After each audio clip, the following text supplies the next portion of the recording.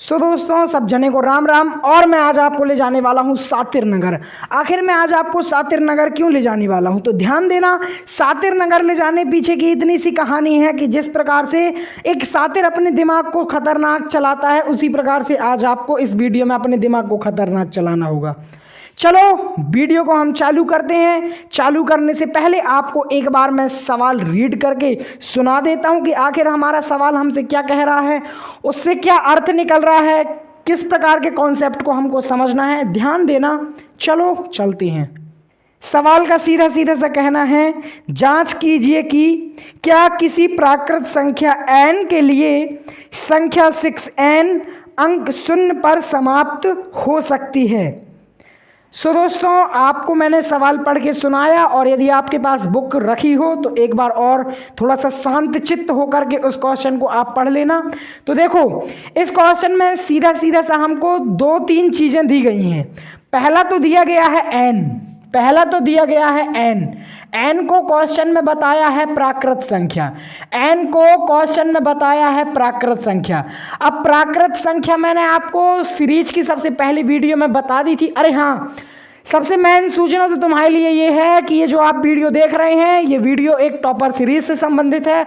उस topper series का link इस वीडियो के डिस्क्रिप्शन में है, उधर पास जाओ, उस प्लेलिस्ट को सेव करो और टॉप करो। चलो, इधर पास हमको n दिया गया है। n का मतलब होता है प्राकृत संख्या। अब प्राकृत संख्या क्या कहलाती हैं, तो मैंने सबसे पहले ही बताया है कि प्राकृत संख्या वह संख्या कहलाती हैं जिसकी शुरुआत 1 से होती है और वो अनंत तक जाती हैं। जिसकी शुरुआत 1 से होती है और वो अनंत तक जाती हैं। 1 से शुरुआत होने का मतलब क्या है? 1 के पीछे जो भी हमारा शून्य होगा, शून्य के पीछे जो भी हमारी ऋणात्मक संख्या होंगी, ये संख्या हम कभी भी प्राकृत संख्या में नहीं लेते। प्राकृत संख्या हमेशा 1 से ही शुरू होगी और अनंत तक जाएगी। इतनी बात क्लियर हो गई हो तो वीडियो को जरूर लाइक कर देना। अब देखो, मेरी बात को ध्यान से सुनो। जैसे 1 हो गया, 2 हो गया, 3 हो गया। n के स्थान में हम कुछ भी ले सकते हैं। n के स्थान में हम 2 को भी ले सकते हैं, n के स्थान में हम 3 को भी ले सकते हैं, n के स्थान पे हम 100 को भी ले सकते हैं। अब आई होगी आपके थोड़ा थोड़ा बात समझ में। और दूसरा तथ्य क्या दिया गया है हमारे पास? दूसरा तथ्य दिया गया है 6n। अब 6n के पीछे की क्या कहानी है, तो ध्यान से समझना। इधर पास 6 में n को क्या बताया गया है? n को घात बताई गई है। n को घात बताया गया है कि 6 में n एक घात है। और n क्या है? n है प्राकृत संख्या। क्या है? n है प्राकृत संख्या। और प्राकृत संख्या मैंने अभी आपको बताया 1 से शुरू होती है और अनंत तक जाती है। अब इधर पास सीधे सीधे सा क्या अर्थ बनता है, ध्यान देना। n के स्थान में हम 1 को ले सकते हैं, 2 को ले सकते हैं, 3 को ले सकते हैं, 4 को ले सकते हैं, कुछ भी ले सकते हैं। मतलब 6 की पावर 2, 6 की पावर 3, 6 की पावर 4, इनमें से किसी भी प्रकार का कॉन्सेप्ट हम रख सकते हैं। अब आपको थोड़ा तिरछी नजर करके इस छोटी सी लाइन में ध्यान दे लेना होगा। क्वेश्चन में जैसा कि कहा गया है कि जो हमारा 6n है वो शून्य में समाप्त हो रहा है कि नहीं, ये हमको बताना है। तो शून्य में समाप्त होना, इसके पीछे का क्या अर्थ है, ध्यान दीजिएगा। पहले तो हमको पता होना चाहिए कि समाप्त होने का क्या मतलब होता है। इसका शाब्दिक अर्थ होता है खत्म होना। और कोई भी संख्या खत्म कैसे होती है, ये क्वेश्चन बन गया हमारा। कोई भी संख्या खत्म कैसे होती है और कोई भी संख्या खत्म कहाँ से होती है, तो ध्यान देना। जैसे मैंने इधर पास लिखा 24, अब मैं कहूं आपको कि 24 कौन से अंक से खत्म हो रहा है, तो इसका इकाई वाला अंक आपको देखना है। इकाई वाले अंक से कोई भी संख्या खत्म होती है।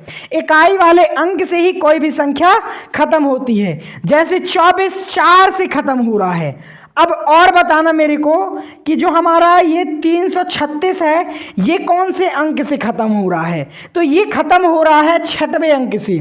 तो ये खत्म हो रहा है अंक नंबर 6 से। समझ में आई बात?